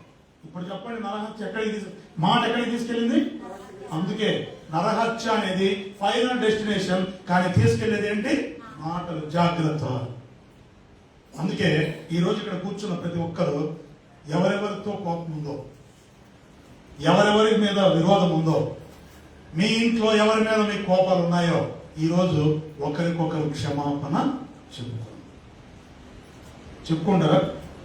మీ పక్కన వాళ్ళకి చేయండి, మీ పక్కన వాళ్ళకు నా ద్వారా ఏదైనా మీకు జరిగి ఉంటే, పొరపాటు జరిగి ఉంటే నా ద్వారా క్షమించండి అని చెప్పుకోండి. క్షమించండి, పొరపాటు అయిపోయింది. ఎప్పుడైనా నేను నా హృదయంలో మీ మీద ఎటువంటి ఆలోచనలు పెట్టుకున్నాను, క్షమించండి. అర్థమైందా? పరిశుద్ధుడైన దేవుడే మానవుడిగా వచ్చి మనుషుల పాపమును క్షమించగలిగినప్పుడు, పాపంలో ఉన్న మనము ఇతరుల తప్పును క్షమించలేకపోతే ఇక్కడికి వచ్చి ఆలోచన ఉందా? అందుకే మన ప్రేమను చూసి లోకంలో ఉన్నవారు ఆశ్చర్యపోవాలి. నాకు ప్రభు ఒకటి నేర్పాడు, నీకు కోపం వచ్చినా నువ్వే తలంచుకొని వెళ్ళిపోవాలి, ఎదురుడి కోపం వచ్చినా నువ్వే తలంచుకొని వెళ్ళిపోవాలి. ఎదురు తిరగకూడదు. నీ కోపం వచ్చినా నువ్వే తలంచుకోవాలి, ఎదుటోడికి నీ మీద కోపం వచ్చినా నువ్వే తలంచుకోవాలి. ఎందుకంటే నువ్వు క్రైస్తవుడు కాబట్టి. క్షమించే గుణం ఉండాలి, సమాధాన పడే గుణం ఉండాలి. అర్థమైందా? కాబట్టి ప్రార్థన చేసేటప్పుడు, వాక్యం చదివేటప్పుడు నీకెవరి మీదైనా సరే నీకు విరోధం, కోపం ఉందని తెలిస్తే అర్జెంటుగా పరిగెత్తి వెళ్ళి వాళ్ళకు క్షమాపణ చెప్పి వచ్చి ప్రార్థన చేసుకో, బైబిల్ చదువుకో. ఆదివారం మందిరానికి వస్తున్నావు, పక్కింటి ఆమె మీద కోపం ఉంది, ఓ ఇక్కడ నీకు ప్రభువు నిన్ను దీవించాలంటే, ప్రభువుతో నువ్వు సమాధాన పడాలంటే, ప్రభువు నీకు అనుగ్రహించబడాలంటే నువ్వేం చేయాలి? పక్కింటి ఆమె దగ్గరికి వెళ్ళి, మన కసువు గుడ్డ దగ్గర చిన్న గొడవైంది కదా, కక్ష నుంచి చెప్పాలా వద్దా? ఈ మాట చెప్పి రావాలి. చిన్న పేపర్ ముక్క మా ఇంటి ముందుకు వస్తే నేను మీద గడవబడ్డానక్క, పొరపాటు ఎందుకు క్షమించు, నేను మందిరానికి పోతున్నానక్క, మా దేవుడు మాతో మాట్లాడు, అందుకే నేను క్షమాపణ వేడుకున్నా, నువ్వు క్షమించావా లేదా మంచిది అని చెప్పి నువ్వు మందిరానికి వస్తే దేవుడు నిన్ను క్షమిస్తాడు, సమాధానంగా ఉంటాడు. లేదంటే నీకు క్షమాపణ లేనే లేదు. మీరు మనుషుల అపరాధములను క్షమిస్తేనే నేను మిమ్మల్ని క్షమిస్తానని బైబిల్ చెప్తాను, ప్రభు అంటున్నాడు. మరి మీరు క్షమించేవారేమా? ఎంతమంది అత్తల మీద విరోధం ఉంది, కోడల మీద విరోధం ఉంది, మామల మీద విరోధం ఉంది, తల్లిదండ్రుల మీద విరోధం ఉంది, పిల్లల మీద విరోధం ఉంది. ఈ రోజు ఆ విరోధాలన్నిటిని తీసివేసి సమాధానం మీకు మా దేవుడు అనుగ్రహించును గాక. అర్థమైందా? తర్వాత ఒక్కొక్క మాట చదువుకుందాం, చూడండి.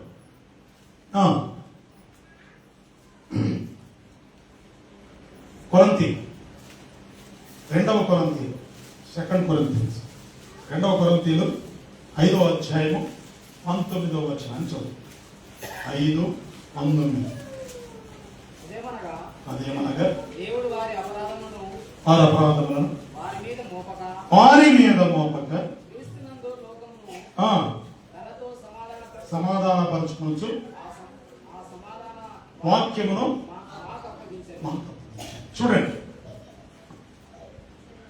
అదేమనగా దేవుడు వారి అపరాధములను వారి మీద, మన మీద మోపితే మనం ఏమవ్వాలి? రాళ్లతో కొట్టబడి చంపాలి. మన మీద మోపితే మనం ఏమవ్వాలి? ఎంత దారుణమైన మరణానికి గురవ్వాలి, నిత్య నరకంలో పడాలి. ఆ పాపములకు శిక్ష యుగయుగాలు నిత్య నరకం. కాబట్టి దేవుడు ఏం చేశాడు? మన మీద మోపక, దేవునికి మనకు సమాధానం కలగాలని తన కుమారుని మీద మోప, మన భారం అంతా తీసుకెళ్ళి ఆయన మీద మోపాడు. ఆయన మరణానికి అప్పగించాడు. ఎందుకు? నిన్ను నన్ను నరకం నుంచి విడిపించాలి, సమాధాన పడాలని. దూరమైన మానవుడు తిరిగి దేవునితో దగ్గర చేయబడటానికి మధ్యలో ఉన్న అడ్డుతెరను చించేశాడు. ఆ సమాధాన వాక్యమును సేవకులు ప్రకటించుచుండగానే హృదయంలో నుంచి విరోధాలన్నీ తొలగిపోవాలి. అది పౌలు గారు చెప్తున్నారు. ఆ తర్వాత చూడండి, కావున దేవుడు మా ద్వారా వేడుకున్నట్టు మేము క్రీస్తుకు రాయబారులమై దేవునితో సమాధాన పడమని క్రీస్తు పక్షంగా మిమ్మల్ని బతిమాలుకొనుచున్నాం. ఇన్ని పత్రికలు రాసిన పౌలు గారు, ఎన్నో సంఘాలు కట్టిన పౌలు గారు, ప్రభువు కొరకు రోషంగా నిలబడిన పౌలు గారు విశ్వాసం వేడుకుంటున్నాడు, బతిమలాడుతున్నాడు. బతిమలాడుకున్నాడు. బాబు అయ్యా అయ్యా అయ్యా బతిమలాడటం అంటే ఏంటి? మీ పిల్లలు అసలు ఇక ఘోరమైన స్థితిలో ఉన్నప్పుడు ఏం చేస్తారు? బతిమలాడుకుంటారు. అదే నేను చెప్పింది రా, పాడైపోతున్నా, మాటలు రా, అది రాదు. పౌలు గారు కూడా సంఘాన్ని బతిమాలుతున్నాడు. ఏంటో తెలుసా? విశ్వాసులారా, మా సహోదరులారా, దేవునితో సమాధానాన్ని విడిచిపెట్టద్దు.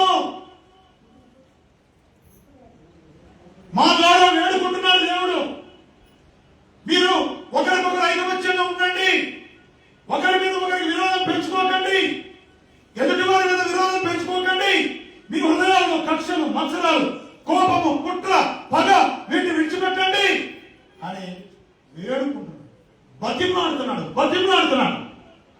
ఎందుకంటే సమాధానం అనుగ్రహించిన క్రీస్తుని నువ్వు కాదంటే వెళ్ళేది నెక్స్ట్ ఎక్కడికి? ప్రపంచంలో కాపాడే దిక్కు కూడా లేదు. నరకం నుంచి తప్పించగలిగిన వాడు యేసు ప్రభు మాత్రమే. నీ పాపమును మోయగలిగిన పరిశుద్ధుడైన వాడు యేసు ప్రభు మాత్రమే. ఆయన్నే నువ్వు సమాధానం ఆయన నుంచి పోగొట్టుకుంటే ఇక ప్రపంచంలో నిన్ను కాపాడే దిక్కే. జాగ్రత్త. క్రీస్తుని ఎరగని వారు సంగతి పక్కన పెడితే, యేసు ప్రభువుని ఎరిగామని, రక్షణ పొందానని, బాప్తిస్మం ద్వారా నా పాపమును కడిగి వేసుకున్నానని అనుకుంటూ ఇంకా నీ హృదయంలో అసమాధానంతో ఉంటే, ఇంకా నీవు అనేకులతో అసమాధానంగా ఉంటే, దేవుడు కోరుకున్న విధానంలో బ్రతకకుండా నీవు వేరుగా ఉంటే, పౌలు అంటున్నాడు, బతిమాలుతున్నా ఇప్పటికైనా సమాధానం పడు. సమయం తక్కువ ఉంది. కడబూరం మురగినప్పుడు క్షణంలో నువ్వు రెప్పపాటులో మార్పు చెందకపోతే ఇక నీ జీవితం ఇంత భక్తి బతికి ఆదివారం బైబిల్ మోసుకుని చర్చికి వచ్చి పాటలు పాడి ప్రార్థన చేసి చాపలేసి పరిచయం చేసి ఇన్ని చేసి క్షణంలో మార్పు పొందకపోతే, విడవ పడితే ఆ గతి ఎలా ఉంటుందో ఊహించుకుంటేనే భయానకంగా ఉంటుంది. ఎంత భయంకరం అంటే ఊహించుకోవడానికి కూడా కారణం ఏంటో తెలుసా? మన హృదయంలో ఉన్న కక్షలు, కుట్రలు, పగలు, మత్సరాలు, ఇంకొకరి మీద ఉన్న అసూయ, ఇలాంటివన్నీ, కోపము, ఇలాంటివన్నీ కూడా దేవునితో సమాధానాన్ని పాడు చేసి మీ జీవితంలో ఎక్కడా కూడా నెమ్మది లేకుండా చేస్తాయి. అందుకే మిమ్మల్ని బతిమాలుకుంటున్నాం. ఇదిగో ఇప్పుడే మిమ్మల్ని బతిమాలుకుంటున్నాం. మీ హృదయంలో ఉన్న వాటిని విడిచి దేవునితో సమాధాన పడండి. అర్థమైందా? అలా దేవునితో సమాధానం పడక ఇబ్బంది పడ్డ, దేవునితో సమాధానం కోల్పోయిన ఒక వ్యక్తిని, మనుషులతో సమాధానం కోల్పోయి దేవుడి నుంచి దూరమైన ఆ ఇద్దరు వ్యక్తుల్ని మీకు ఈరోజు నేను చూపించి ముగిస్తాను. చూడండి, 2వ సమూయేలు 11వ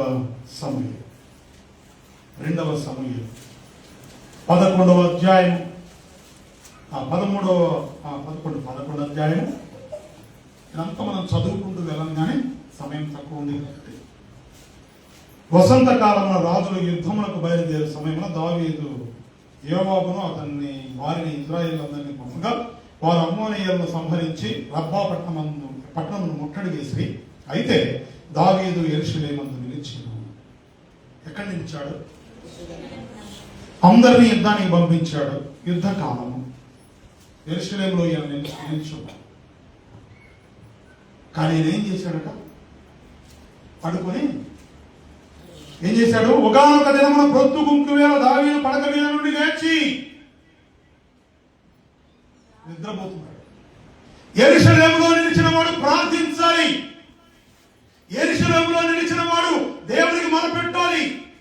యుద్ధము హోరాహోరీగా జరుగుతున్నప్పుడు రాజు ఉండి ఆ యుద్ధ సమాచారం తెలుసుకుంటూ తన ప్రజల పక్షముగా ప్రార్థించే అనుభవం కలిగిన వాడు దావీదు. కానీ ఏం చేస్తున్నాడట?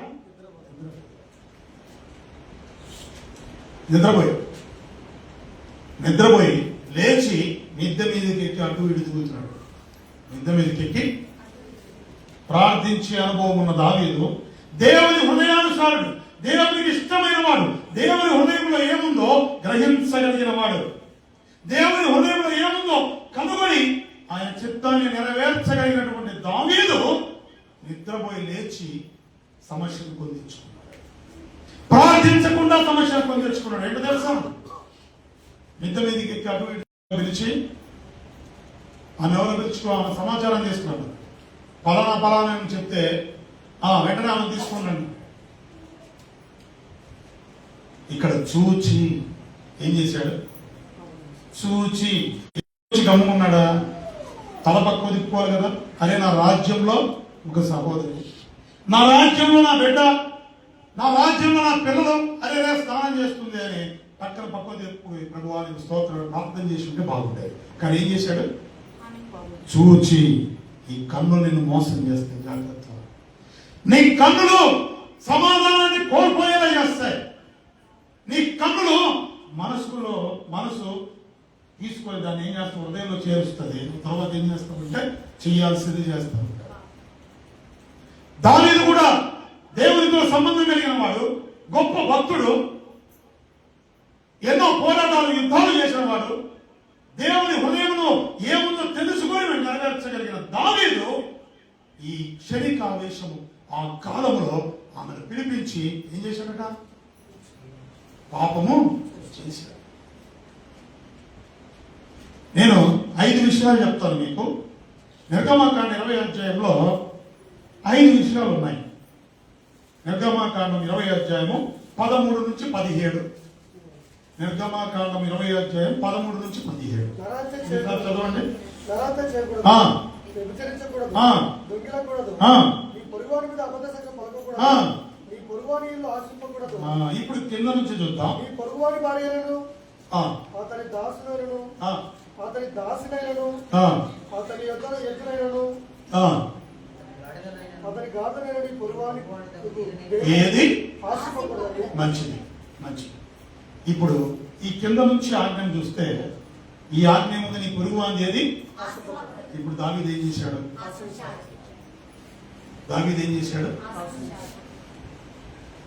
దేవుని యొక్క పరిశుద్ధతను ఎరిగిన వాడు, దేవుని ఆజ్ఞలు ఎరిగిన వాడు, దివారాత్రములు దేవుని ధర్మశాస్త్రమును ధ్యానించువాడు ఒకనొక క్షణమున మిద్దె మీద నుండి చూచి మోహించి ఆమెను పిలిచి పాపం చేశాడు. చూచి నీ పొరుగు వారిని ఏం చేశాడు, నీ పొరుగు వారిని ఆశించాడా లేదా, అతని పొరుగు వాడు ఆశించాడా లేదా. అక్కడ ఏముంది, పొరుగున భార్య నేను ఎద్దునైన గాడిదైన కదా. దావీదు ఆశించింది ఆమెను. మరి ఇక్కడ కూర్చొని ఉన్న వారు దేన్ని ఆశించారు, ఎవరి ఆస్తిని, ఎవరి అంతస్తును, ఎవరి ధనాన్ని, ఎవరి ఇంటిని, ఎవరి సంతోషాన్ని, దేన్ని నువ్వు ఆశించావు ఆలోచన చేసుకో. ఒక చిన్న అడుగు భూమి దగ్గర కోర్టుకు వెళ్తున్నారు ఎంతో మంది. చనిపోయి పాతి పెట్టే ముందు తల్లి ముక్కుకున్న ముఖ్యల కోసం కొట్లాడుకున్నారు అన్నదమ్ములు ఎంతో మంది. అన్ని పాతి పెట్టి అయిపోయి ఆ చిన్న ముఖ్యల కోసం నాది పూడ్చిపెడితే మట్టిలో పోయేదే కదా, దాన్ని ఎందుకు వేస్ట్ చేయడం అని చెప్పి ఆ చిన్న ముఖ్యల కోసం ఆ సమాధి దగ్గరే భూస్థాపన చేయకుండా అడ్డుకొని గొడవ పడ్డోళ్ళు ఎంతో మంది. ఏం ఆశిస్తున్నావు చెప్పు. నీ పొరుగు వారిది ఏం ఆశిస్తున్నావో నీ హృదయంలో దేవునితో నీ సమాధానం తెగిపోయింది. జాగ్రత్త. ఎప్పుడైతే నీ పొరుగు వారిది, నీ రక్త సంబంధికులది ఏదైనా సరే, అది ఆస్తైనా, అంతస్తైనా, పొలమైనా, స్థలమైనా, ఏదైనా సరే, అన్యాయంగా నువ్వు ఆశించి ఆక్రమించుకోవాలనో తీసుకోవాలనో ఏదైనా సరే నువ్వు కోరుకుంటున్నావంటే నువ్వు దేవునితో సమాధానం ఏమైపోయావు, తెంపుకుంటున్నావు. జాగ్రత్త. పాపమునకు పరుగు తీస్తున్నావు. జాగ్రత్త. మరి ఎట్లా సమాధానం లేకుండా మరి ప్రభువు దగ్గరికి ఎట్లా చెప్పు. దావీదు పరిస్థితి ఆ క్షణం ఏమర్థం కాలా, చేసేశాడు, అయిపోయింది. నీ పొరుగు వారిని ఆశించకూడదని ఒక ఆజ్ఞను మీరే. ఇప్పుడు రెండో స్టెప్ ఏంటో తెలుసా, ఆమె గర్భవతి. ఆ విషయం సమాచారం చెప్పారు, పంపించింది. ఇప్పుడు ఏం చేయాలో అర్థం కావట్లేదు దావీదు.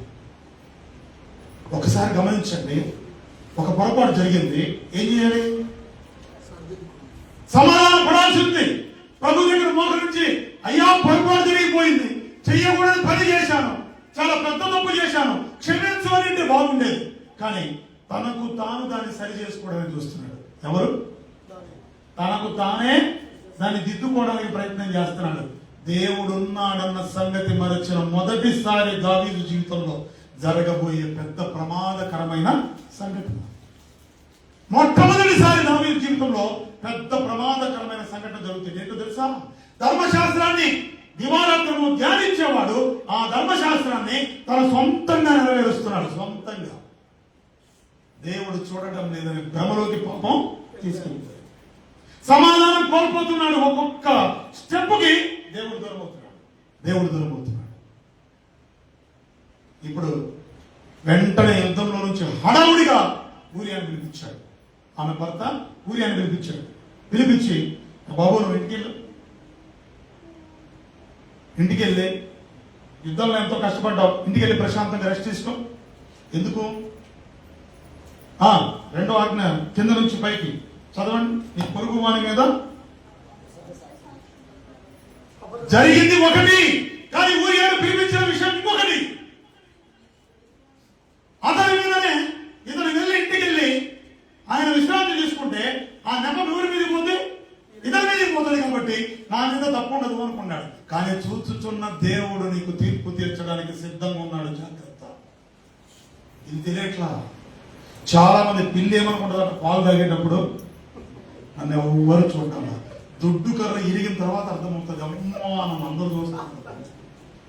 చాలా మంది వీపుల మీద దుడ్డు కర్రలు విరిగిన తర్వాత అర్థమవుతుంది నేను తప్పు చేశాను. దేవుడు బెత్తం మారిన తర్వాత అర్థమవుతుంది, అయ్యో నేను పొరపాటు చేశాను. దావీదు కూడా అంత గ్రహింపున్నవాడు, దివారాత్రములు ధ్యానించేవాడు, దేవునికి ఇష్టడైన వాడు, దేవుని హృదయానుసారుడైన దావీదు జీవితంలో అంధకారం నమ్ముకుంది. అర్థం కావట్లా. తప్పుని తనే దిద్దుకొని తన ఏదో చేసేసి ఆ తప్పుని కనిపించకుండా చేయాలనుకుంటాడు. కుదురుతుందా? అసలు కుదురుతుందా? ఇది మన జీవితంలో కూడా ఎంతమంది ఒక పొరపాటు చేసి దాన్ని దిద్దుకునే క్రమంలో ఇంకొక పొరపాటు, మీకు మీరే ఏదో చేసేసి దాన్ని మాపోయాలని చూస్తున్నారేమో. మరుగై ఉన్న దేవుడు ఆయన మరుగై లేడు. ఆయనకు సమస్తము స్పష్టంగా కనపడుతుంది. ఈ గోడలు సాక్ష్యం ఇస్తాయి. మీ ఇంట్లో ఉన్న వస్తువులు సాక్ష్యం ఇస్తాయి ప్రభుకి. మీరు నడిచి వెళ్తున్న దుమ్ము సాక్ష్యం ఇస్తుంది ఎక్కడికి వెళ్తున్నారో. సేవకుడు అడుగుతాడు, ఏమా ఆదివారం చర్చికి రాకుండా అడిగిపోయినావంటే, అది కాదయ్యా మా ఇంటికి బంధువులు వచ్చారు. కాదు నువ్వు సినిమాకి వెళ్ళావు, కాదు షాపింగ్ చేయడానికి వెళ్ళావు ఆదివారం కదా అని నువ్వు నడిచెళ్ళిన దుమ్ము చెప్తుంది. కాదయ్యా ఈమెకి ఇంటికి బంధువులు రాలేదు, వెళ్ళింది పలానా చోటికి. నువ్వు సేవకును మభ్య పెట్టచ్చు, కానీ దేవుని మభ్య పెట్టలేవే. నువ్వు నడిచెళ్ళిన ఆ దుమ్ము కూడా సాక్ష్యం ఇస్తుంది. రేపు పలానా చోటికి వెళ్ళిందయ్యా, ఇదిగో ఏమో గుర్తులని. ఏం చేస్తాం? దేవునితో సమాధానం ఏమైపోతుంది?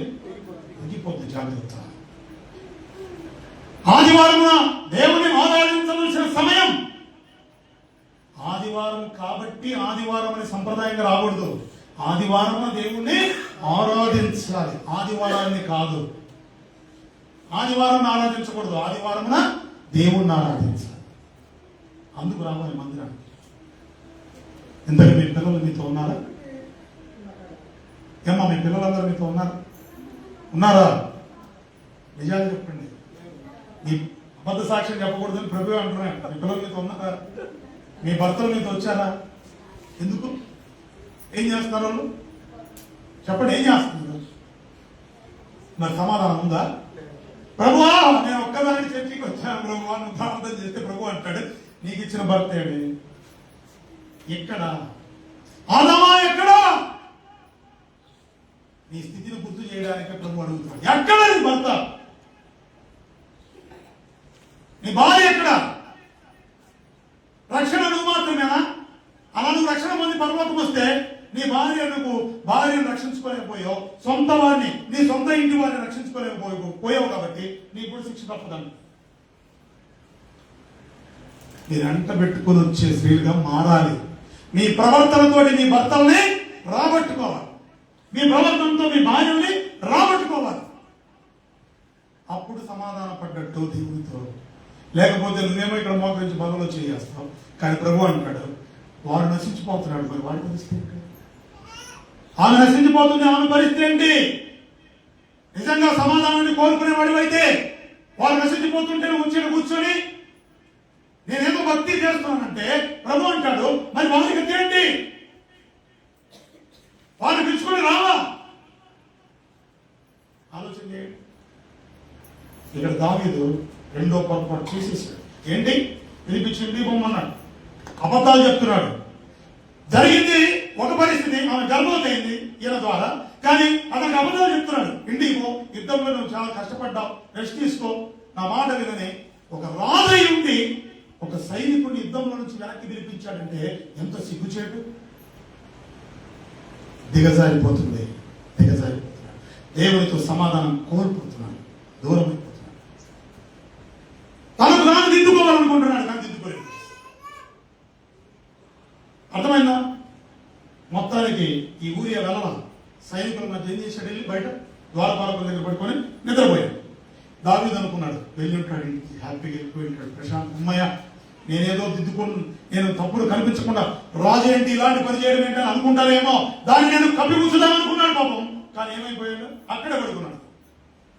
పొద్దున నేను చూస్తే ఏంటా బాబు ఇక్కడ ఉన్నాము అంటే, అదేంటయ్యా నేను యుద్ధం హోరాహోరీగా జరుగుతుంటే నేను ఇంటికి పోయి ఎట్లా ఉండదు. ఒక సైనికునికి ఉన్న జ్ఞానం లేకపోయింది దావీదు. ఆ క్షణంలో దావీదుకు ఒక సైనికునికి ఉన్న జ్ఞానం రాజు లేకుండా పోయింది. ఎంత బాధాకరమండి. పిల్లలకున్న జ్ఞానం తల్లిదండ్రులకు లేదు. ఈరోజు కొన్ని ఇళ్లలో పిల్లలు చెప్తారు, సండే స్కూల్లో చెప్పారు, పిల్లలతో కూడా ఆటపాటలు చూడకూడదు, చేయకూడదు, మీరేం సీరియల్ చూస్తారని పిల్లలు చెప్తుంటే తల్లిదండ్రులు వాళ్ళని కసురుకుంటారు. వీళ్ళు సండే స్కూల్కి వెళ్తే వీళ్ళక్కడ మమ్మల్ని ప్రశ్నిస్తారు అని సండే స్కూల్కి రాకుండా ఆపుతారు కదా. ఎంత పెద్ద దారుణమైన పరిస్థితి. మా సండే స్కూల్ టీచర్ చెప్పింది అబద్ధం ఆడకూడదని, ఇంట్లో ఉండి కూడా డాడీ లేడని చెప్తున్నాం, నీకు తెలియదు గమ్ముకుంటున్నాడు. మమ్మల్నే ప్రశ్నిస్తామని చెప్పి వాడిని సండే స్కూల్ కాంపిటీషన్ ఉన్నారు. అర్థమైందా? సమాధానం ఏమైపోయింది? కోల్పోతున్నాం. జాగ్రత్త. ఇప్పుడు అబద్ధ సాక్ష్యం రెండో ఆజ్ఞ కూడా మీరేశాడు. రెండో ఆజ్ఞ కూడా ఏం చేశాడు? మీరు ఊరియ పోలా. ఇక మూడోది ఏంటో చూడండి. ఇక్కడ దొంగిలకూడదు. ఏంటడా? సంతోషంగా ఉండాల్సిన వాడు ఊరియ, యుద్ధంలో ఆనందంగా ఉండాల్సిన వాడు, తన కుటుంబంతో సంతోషంగా ఉండాల్సిన వ్యక్తి ఆ సంతోషాన్ని దొంగిలిస్తున్నాడు. అది సరిపోదన్నట్టుగా కూర్చోబెట్టి ఈయనే ద్రాక్షారసం పోసి తాగు, మంచిగా తాగి మత్తుడు వైపోమని పార్టీ ఇస్తున్నాడు. ఒక రాజుకు తగునా? దేవునితో ఎంత దగ్గర సంబంధివి నువ్వు, దేవునితో ఎంత సమాధానం ఉన్నాడు నీవు. దావీదుని భక్తి ఏమైపోయిందంటే ఎదుటోడిని ఒక సైనికుడిని కూర్చోబెట్టి మద్యం పోస్తున్నాడు కాదు అని. ఎందుకు? ఆ మద్యం కమిటీకి పోతాడు. రాజంతా సంభాషణలు, ఇక పడపడలు, జోకులు విషయాలు, నటించాడు, కవ్వించాడు, ఇంటికి పోమన్నాడు. పోలా, మళ్ళీ మరుసటి రోజు కనిపించాడు. ఎట్లా పోతారా ఇంటికి? నువ్వేం మనుషుడు ఇంత తాగిన ఇంటికి పోవట్లేదు, నీకు ఇంత మత్తు వచ్చినా పోలేదు. కోపం వస్తుంది. వాస్తవానికి అతని నీతిని యథార్థతను చూసి రాజుకి ఏమవ్వాలి? మెచ్చుకోవాలి, సంతోషపడాలి. కానీ ఒక సైనికుడు నీతిని చూస్తుంటే ఇతని కోపం ఎందుకు? ఇతను పాపంలో ఉన్నాడు కాబట్టి.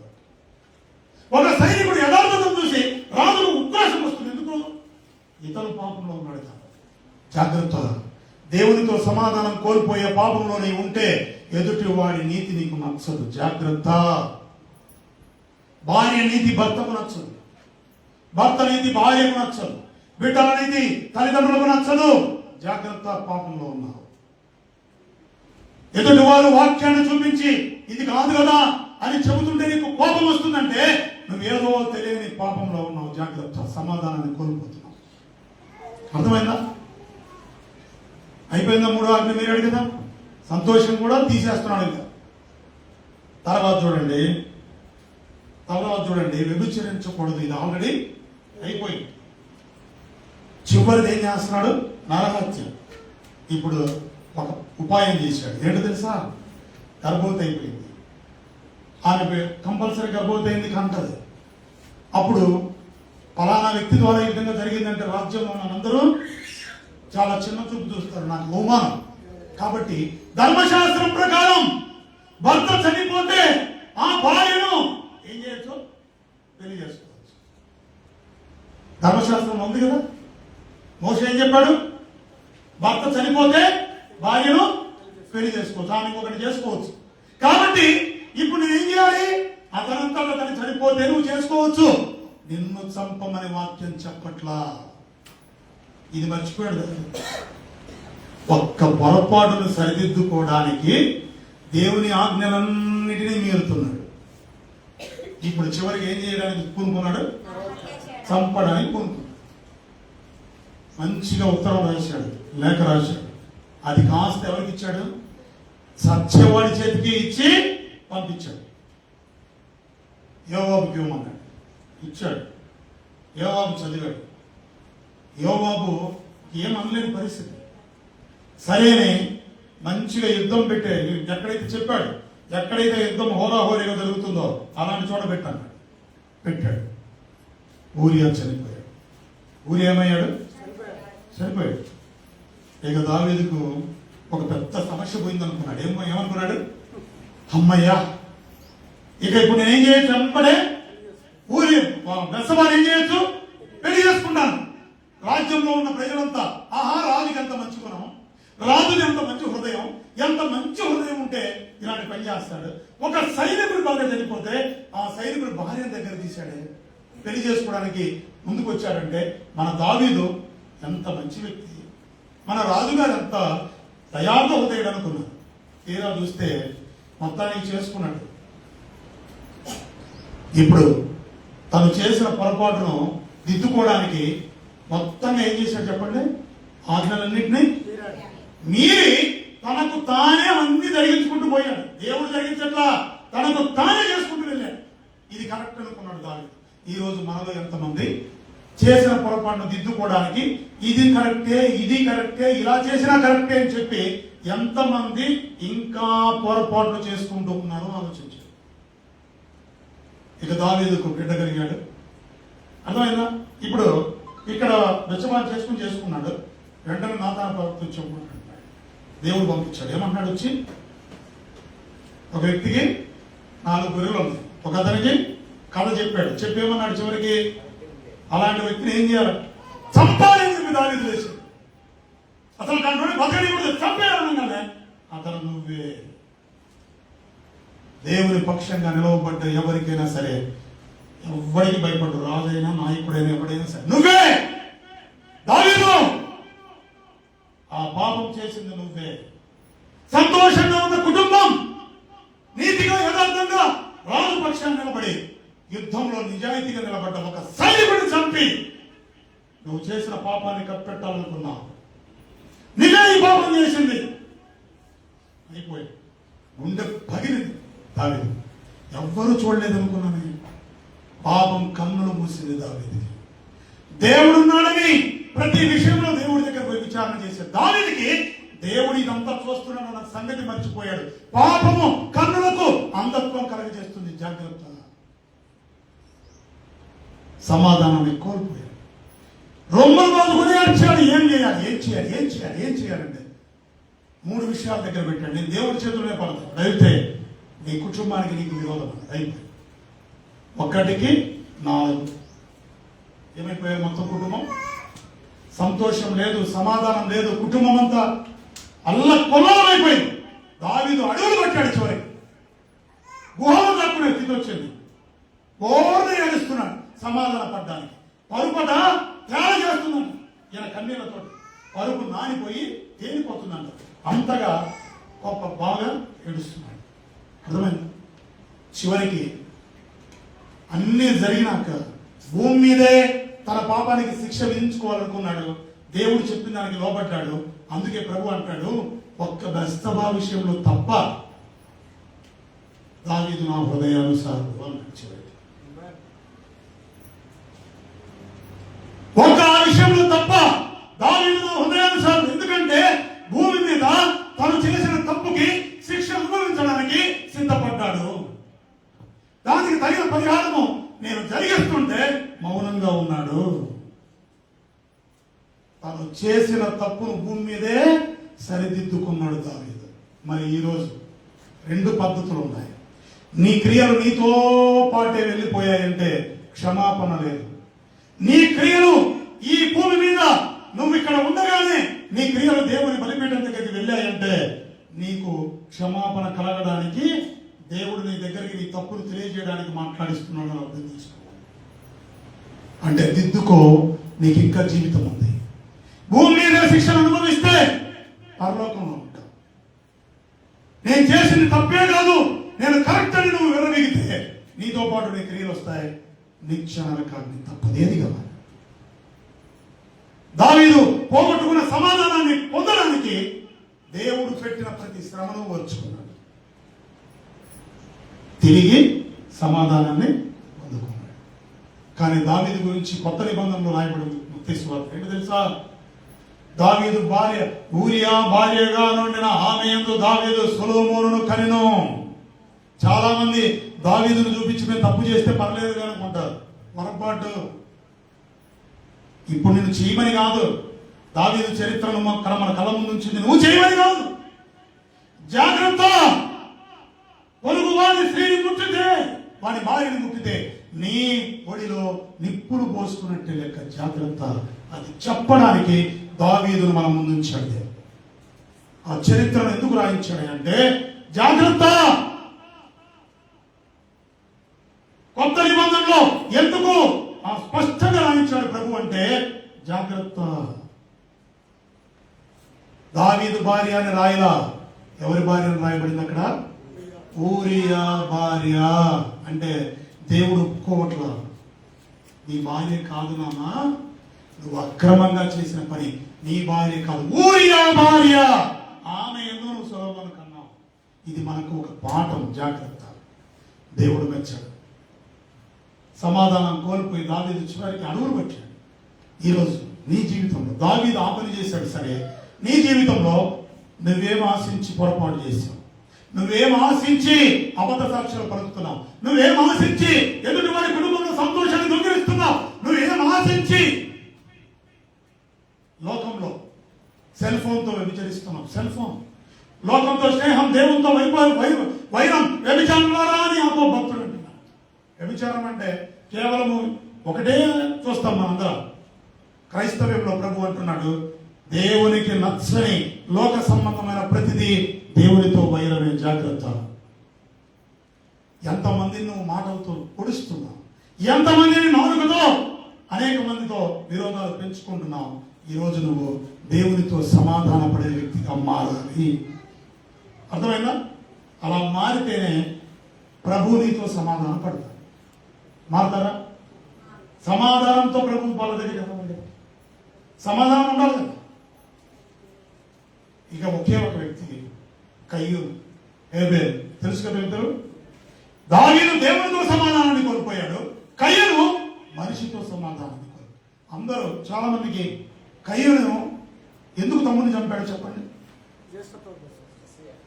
కయ్యూను హేబేల్ని ఎందుకు చంపాడు?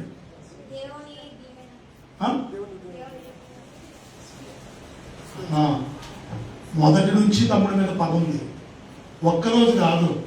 అందుకే వాడు దుష్టుడు, దుష్టుని సంబంధి. తన సహోదరుడు మంచి క్రియలు చేస్తున్నాడు కనుక వాడికి నచ్చలా. వాడికి మొదటి నుంచి పగ ఉంది, మొదటి నుంచి హృదయం ఏముంది? కుట్ర ఉంది. అందుకే ఒక రోజు అది బయటకు వచ్చింది, మంచితనంగా పొలంలోకి వచ్చిపోయి చంపేశాడు. మనిషితో సమాధానం లేకపోతే నువ్వే స్థితిలో ఉన్నావో జాగ్రత్త. నీ ఇరుగు పొరుగు వారితో సమాధానం లేకపోతే దేశం తిమ్మరిపోతావు. జాగ్రత్త. నీ కుటుంబం నవ్వుల పాలవుతుంది. జాగ్రత్త. నీ కుటుంబంలోకి శ్రమలు వస్తాయి. జాగ్రత్త. దేవుడు క్షమించాలంటే ఈరోజు నువ్వు అందరినీ క్షమించి ఆయన వద్దకు రావడం నేర్చుకోవాలి. దేవునితో సమాధానంగా ఉండడానికి నువ్వు ఏమి ఆజ్ఞలు మీరావో గ్రహించుకొని క్షమించమని వేడుకో. నీకు ఎవరి మీద కోపం ఉందో, విరోధం ఉందో వాళ్ళని క్షమాపణ ఈ రోజే వేడుకో. అర్థమైందా? చివరిగా ఒకే ఒక విషయం చెప్పి నేను ముగిస్తున్నాను. మీరు ప్రార్థన చేస్తున్నారు కదా, ప్రార్థన అంటే ఏంటో చెప్పండి. దేవునితో మాట్లాడు. ఎవరితో ఎక్కువ సహవాసం చేస్తే వారి లక్షణాలు వస్తాయా రాదా? ఎక్కువ నేను ప్రార్థన నేను ఉన్నాను అంటే మీకు ఎవరి లక్షణాలు రావాలి? మరి దేశం ఎందుకుంది? పగ ఎందుకుంది? కుట్రలు ఎందుకున్నాయి? చెప్పుడు మాటలు ఎందుకున్నాయి? గుసగుసలు ఎందుకున్నాయి? చాడీలు చెప్పడం ఎందుకున్నాయి? చెప్పండి.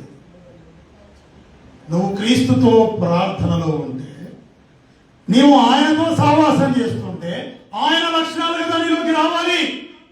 మరి నీకెందుకు ఇలాంటివన్నీ వస్తున్నాయి? నీళ్ళు ఎందుకు ఉన్నాయి? అంటే నువ్వు ఎవరితో సహవాసం చేయట్లేదు?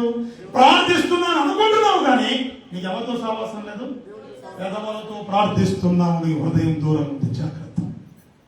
రెండోది, బైబిల్ ఎందుకు చదువుతున్నారు చెప్పండి? పరిశుద్ధ గ్రంథం ఎందుకు చదువుతున్నారు చెప్పండి?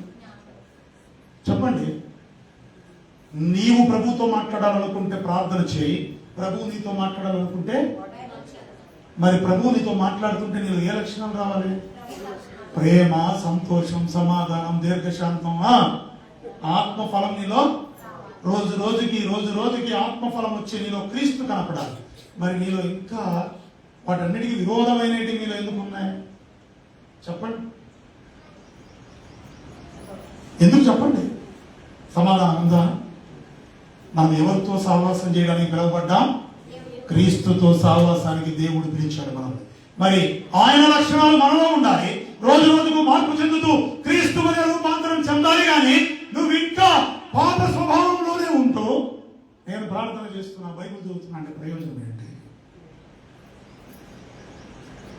రూపాంతరం చెందాలి.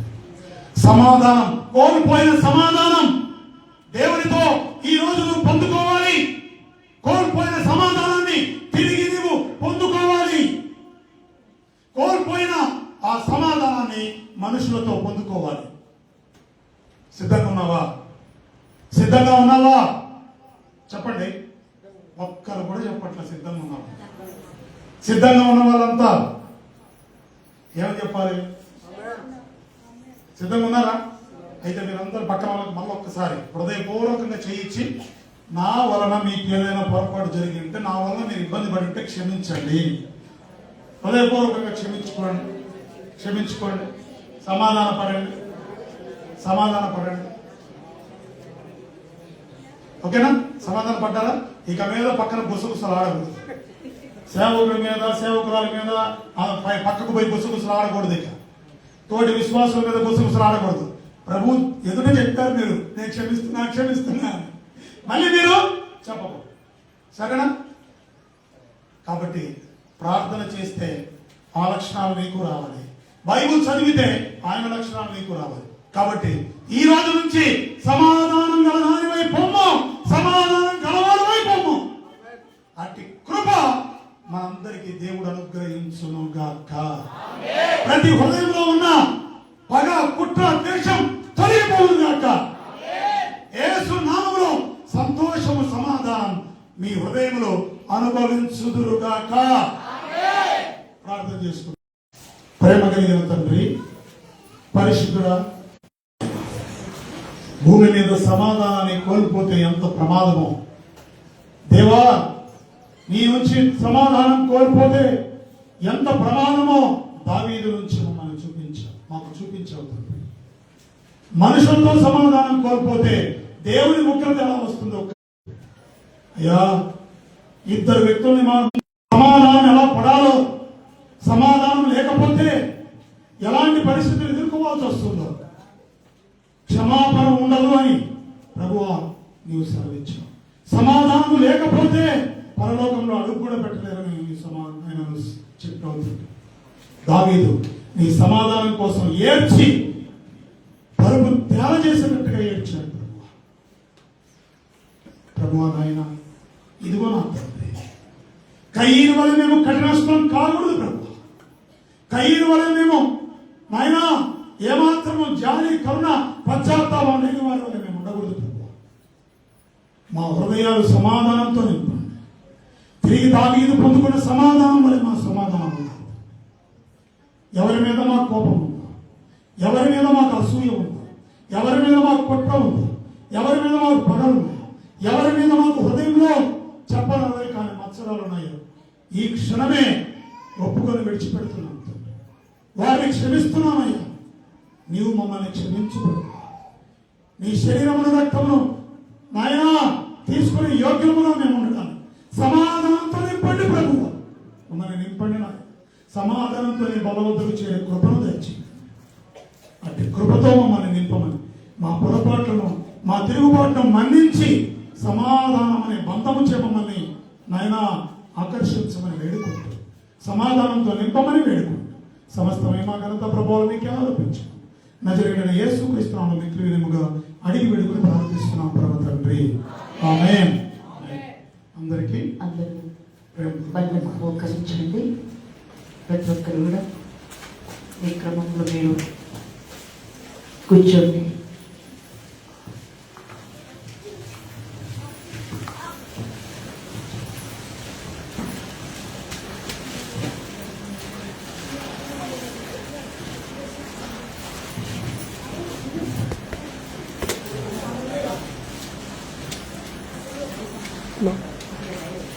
తీసేసి